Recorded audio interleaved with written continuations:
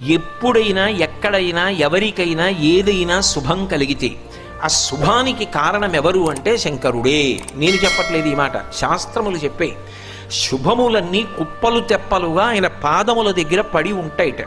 ఆయన అనుగ్రహించాడు అనుకోండి, ఓసారి ఇలా అంటాడు, అంటే అది ఎగిరి వెళ్ళి ఇంటికి తోరణంగా పట్టుకుంటాడు. అందుకే ఒక గడుసు కవి ఒక మాట అన్నాడు, నేను ఓ పువ్వు పట్టుకొచ్చి మీ పాదాల మీద వేశాను అనుకోండి, నేను వేసినది ఇది పువ్వు, మీ పాదముల మీద ఉన్నది ఇది పువ్వు.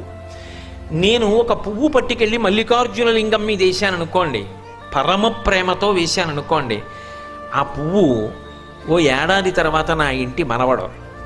నేను ప్రేమతో వేసిన పువ్వు 2 ఏళ్ల తర్వాత నా ఇంట్లో మనవరాలు. నేను ప్రేమతో వేసిన పువ్వు నేను కట్టుకునే ఒక ఇల్లు. నేను వేసిన పువ్వు నాలో కలిగేటటువంటి భక్తి,